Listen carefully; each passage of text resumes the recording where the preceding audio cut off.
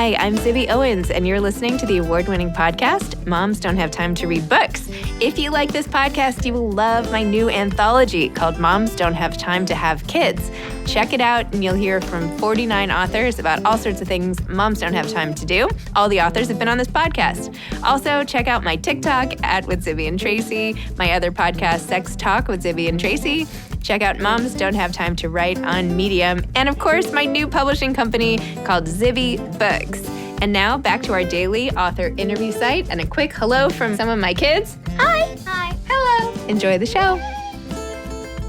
If you like this podcast, you will love my new anthology called Moms Don't Have Time to Have Kids. Here's a little snippet by one of the authors from the anthology. My name is Richie Jackson, and I'm thrilled to have contributed to Moms Don't Have Time to Have Kids. My essay is called Peloton and On and On. And what I really don't have time for is losing weight. Carolyn Ferrell is the author of Dear Miss Metropolitan.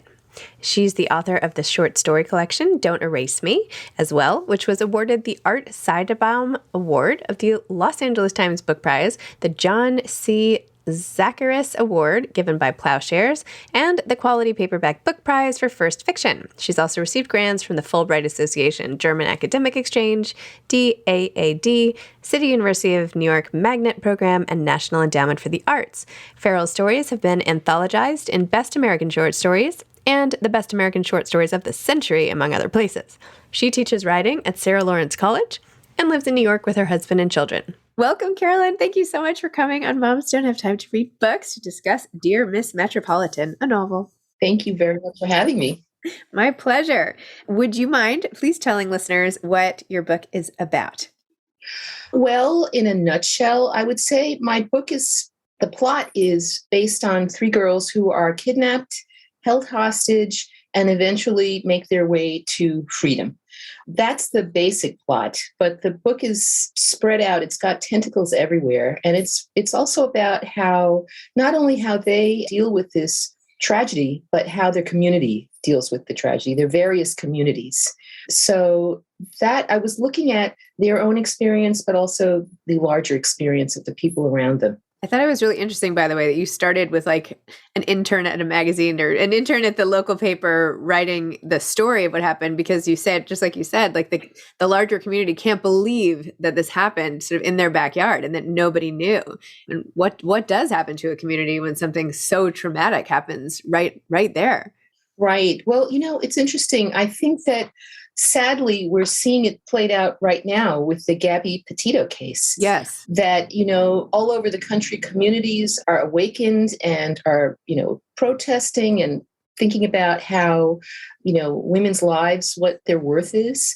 But I would say the other thing that's come out of the Gabby Petito case is that now more people are thinking about brown and Black girls who disappear and who do not get the national attention, So while it's a tragedy all around, I mean, it's quite horrible what happened and what's probably the outcome of that case. This was an opportunity to kind of look at all of the neglected Native American women who have been disappearing, women in Mexico, and just, in our own backyard, brown and Black women who just disappear and upon whom no media attention is shown. So true.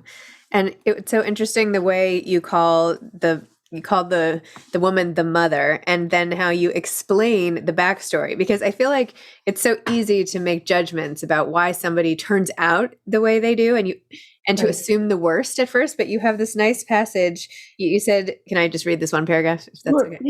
You said, to soothe my brother, I started to tell the story about why the mother really acted the way she did. Oh, I hate this story, Bud said. Once upon a time, the mother was delivered into the world on wings. She had an okay father. She had, however, a mother who was no more than a fuzzy Polaroid. The world wasn't paying attention when it doled out these two parents. Well, time went on. I'm going to be different than these two, the mother told herself. And then she turned around again, and here was the world once more, giving her two funny-looking kids. Come on, world, what games you playing with me? And then it talks about the mother and how I wish it could be another ending, but then it wouldn't be us, Bud observed. Right. So, right. Tell me about that and adding that layer of sort of context. Yeah, I felt that it was really important to add context to all of the characters, not just the three girls who were abducted, but everyone in their orbit. Even the most minor character, I tried to give a little bit of context. And, of course, one of the most difficult people to do that for was Boss Man, the man who kidnaps and rapes and tortures them. How do you make someone who is completely unsympathetic into a character that people will want to read, will want to invest themselves in? And the answer for me was to not make him completely unsympathetic. In other words, to give him dimension. We don't like him. He's a loser in every way, but he had this history, and perhaps that can explain why he is the way he is. So that was really important to me, to give everybody, so that it wasn't, I don't know, it's boring if you have characters that are all bad or all good. You have to give them dimensions and texture. Well, most people are not all good or all bad in reality. I mean, Right. everybody has a backstory, and their parents have a backstory, and, inherited trauma is such a big topic these days. And some of this stuff is just, it seeps in before and colors everything you do going forward. So. Right. Yeah. No, that, to look at trauma, I was also very interested in that, to kind of look at the lineage of trauma and how it's passed on, and how each generation does something different. It's always different.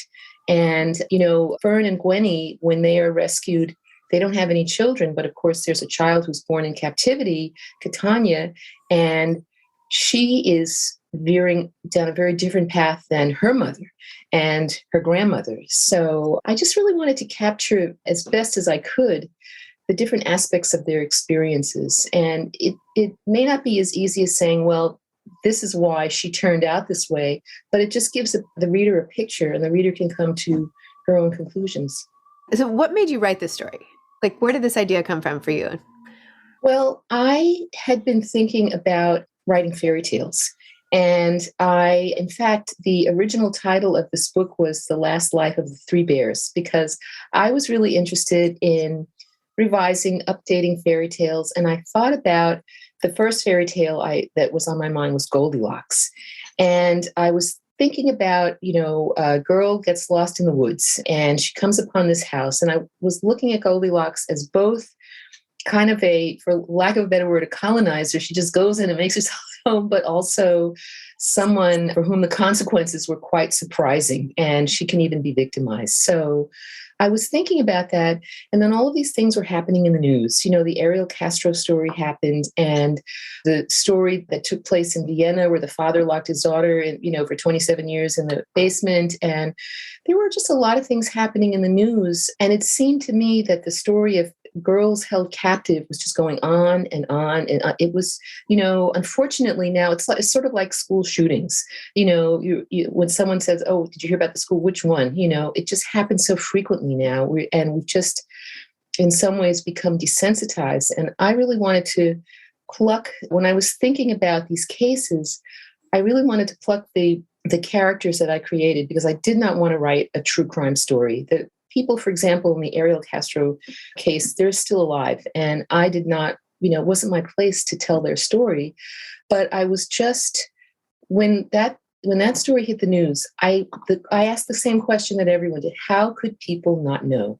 How could they not know? And then I thought about, well, what are the repercussions, for the society around them? It's not like people just think, oh, okay, they're going to be okay. They'll get some therapy and they'll be okay. That, or this idea that they'll get closure. That's, what is closure? What's closure? Closure goes on for the rest of your life. So I was thinking about those news stories, but there was something else that was on my mind. I mean, there were actually a lot of things. There were a lot of sources of kind of grim inspiration for this book. But I'm not normally a viewer of true crime, but I happened to watch a true crime show one day. And it was about a Black woman who was a sex worker who'd been kidnapped by a white man, and probably in Ohio, I think it was. And she was telling her story. She obviously had been rescued because she was telling it in retrospect.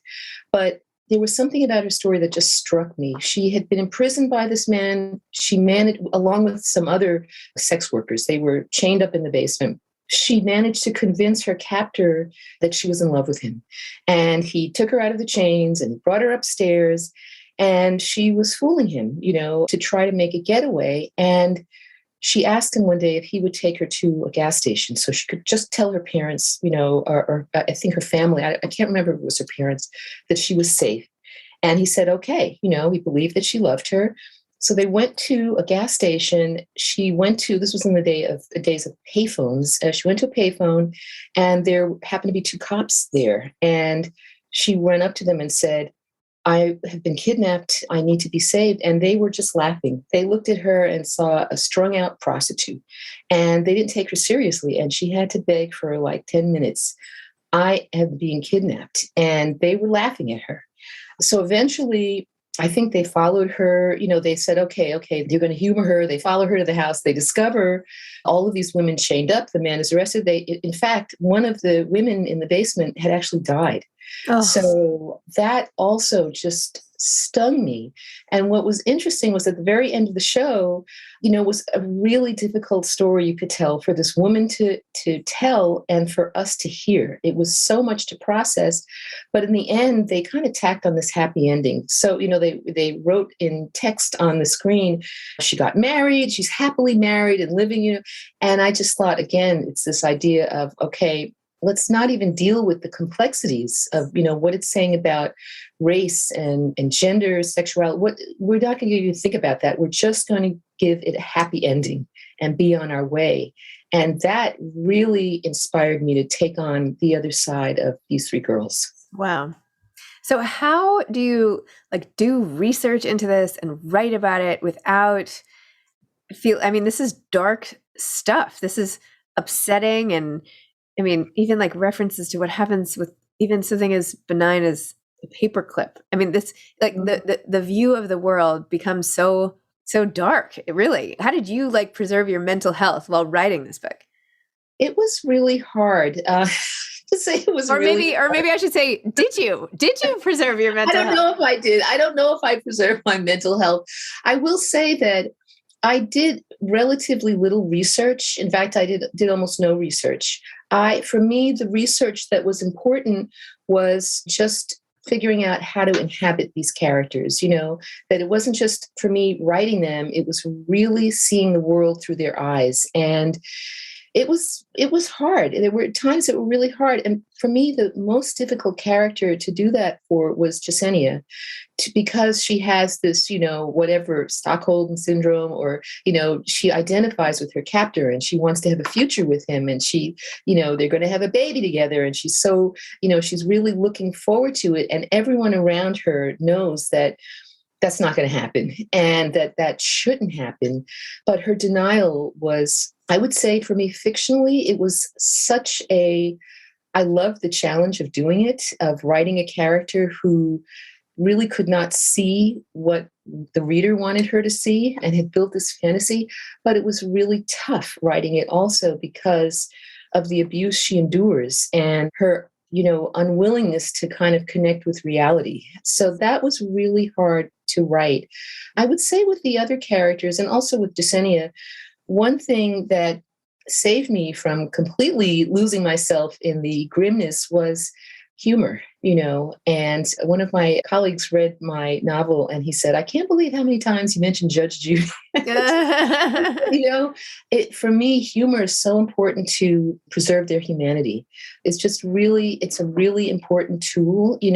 Everything can't be serious all the time, even though it is a serious and tragic situation. They have to have some coping mechanisms. And for me, it was really humor. It was kind of building this world that they actually cherished, and also building a friendship. That was also a really big part of it for me. So it wasn't, that much about doing research. And I'm often asked, did you do a lot of crime research? And I didn't do any. I just imagined what it would be like when you have to really build a new world where your food is not actually food, where you're chained up, where you have to, we're always talking about world building, but in, relation to science fiction or fantasy. But what about people who have to do it all the time? And that actually includes all of us. So we're all world building, right? But they're a pretty extreme case. Wow. Well, it's definitely, I mean, you did obviously a very successful job and it's Thanks. emotional. I mean, you feel it when reading it, that emotion and,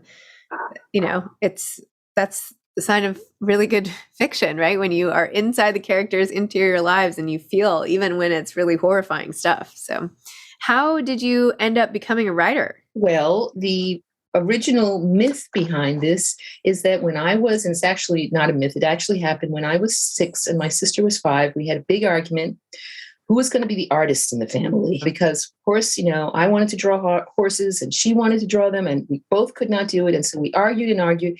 And my mom came up to both of us and said, okay, stop. Marlene, my sister, you're going to be the artist and Carolyn's going to be the writer. And that really set the path. And my sister is an artist and I'm a writer. And my mom gave me a notebook and I wrote a collection of poems immediately. And I mean, I've always wanted to learn how to draw. I just accepted writing as my lot in life. And I always wanted to do it in school, but the public school I went to had no, there was no creative writing. I had to wait, unfortunately, till I got to college. And then I had just amazing writing teachers. And I never looked back. Wow. How is the process? What was the process like in terms of timing and like actually sitting down? Like, where did you write this book? Well, I need to be in your anthology because, where do mothers get time to write? It's interesting. There was a review of my book in the Times in which Dwight Garner talked about the 25 years that had passed between my first and second books. And, he described it as a time of silence. And when I look back on it, it's like it's a time of kids. I had 2 kids and noise and birthday parties and, trying to get little bits of time to write here and there. And when they were very young, I had a short story collection that came out. Actually, I was pregnant with my son when it came out. And when they were very young, writing was just almost impossible. So I actually have been publishing in these 25 years, but short stories. That's what I really turned to, short stories. And I wrote a few essays, but short stories have always been my thing. I can't believe I actually wrote a novel. I have been, I admire, Alice Munro, Grace Paley, people who just are like, I'm writing short stories and that's it. And then suddenly this weird novel comes out of me, which I really see as a collection of short stories in some way. Everybody has it's so fragmented, and it's fragmented for a reason, not just my love of stories, but I really wanted the fragmentation of that the girls were experiencing, that their lives were, upside down, that everything had been fragmented. I wanted to kind of use that as a narrative strategy for the book, that, just kind of break things apart in this way to mirror what they're experiencing, not to completely confuse the readers, but just to kind of get a sense of, how they're experiencing the world. So, yeah. And what was it like to sell the book? What was that publishing journey like? That was, I've sold 2 books and each one was a Cinderella story. So my Cinderella story with this book was right before the pandemic, my last outing, before we knew that we would be locked up. I was invited to give a reading in Harlem in this restaurant, in the basement of a restaurant. And it was like Sunday night. I didn't invite anyone. I just thought, who's going to want to come out at a school night? I have to go to Sarah Lawrence in the morning. So my husband came with me. I was reading with actually a former MFA student at Sarah Lawrence. And so the person who came before me was reading poetry and playing the didgeridoo. So it was one of those kinds of, and I was like, okay, this is kind of funky. So I read my stuff, and in the audience was an old friend of mine. We used to be in a book group together, and she had been an editor years and years ago, and then took a different career path, led the publishing program at City College, and did a lot of other things, and also had 2 kids. So she was in the audience because she happened to live around the corner from this venue, and she knows that I am a story writer. And she said, well, do you have a collection of short stories? I'm going to begin work at Holt. I've taken a job as editor at large. And I said, well, I'm almost finished with my story collection, but I do happen to have this novel. And I had just gotten an agent a couple of months before, and I showed her that, we went through the proper channels. My agent sent her the book. And I mean, really in a matter of like 2 weeks, I had a contract. And it was really wonderful because Retha, my editor, she wasn't even working for Holt yet. And this was her first acquisition for the company. And it just, then we were suddenly locked down. And my task was to revise, to make edits. And, I went through, I guess, what everybody goes through. Okay, there are a few things I have to change. And months later, a lot of things that I, had to tighten up. And with a book like this, getting the dates right and making sure that the horror didn't overwhelm the reader. And so that was my pandemic project. I worked on it through the pandemic. Wow, that is impressive. I mean, it was a dark time. So there you go. It was really this silver lining, this, really like Cinderella story, because I didn't think, I was like, this is a really weird book. Who would be interested in reading this totally chopped up book? I think that, and this is based on just what I read, I think that when men ask that question, they don't really ask it, because they'll write something weird and it'll be published and people will, praise it. But I think it's for women, sometimes it's hard, to write something that's so out of the box and just, will people be interested in reading it, It was meant to be, right? That's like a meant to be story. This book was coming out and it just had to find its way. It's kind of how I feel about my daughter half the time. She was going to get out into the world one way or another. She just found me. So it's like the same thing. Yes, exactly. So are you working on anything else now, as if this isn't enough? Well, I am trying to finish the story collection, and I am, believe it or not, I'm working on another novel. And I sat down and I said, okay, this book is not going to be as fragmented and all over the place. And so far, I'm about 100 pages in, and it's just as fragmented and all over the place. But I'm kind of looking at slavery and the Holocaust and trying, and kind of making connections there. So another light read. Yes, exactly. I'm just going to have a therapist show up at your doorstep. You're going to be like, who's this? And you're like, oh, right. That talk with Zibby a while ago. Wow. No, kidding aside, is there something that appeals to you about writing through like the worst case scenario of stuff? Like, do you know where that comes from in yourself? Oh, that's a really good question. I guess where it comes from, the sort of thread that I think has been through all of my work is I don't like when people are not heard or seen. And that's like a thing with me, even though I'm very introverted. I'm not an extrovert by any means, but I'm really talking about people who are silenced. And, you can be silenced in, of course, as you know, many ways, not just through overt violence, but I've just, even as a child, I've always thought about, the stories that we don't hear about. I thought about in fairy tales, what about, what actually happened with that princess? I'll give you a good example. When I was 5 years old. I was about 6 or 7. I was watching West Side Story. It was on TV. And one of my sister's friends, who was a year younger, we were watching it.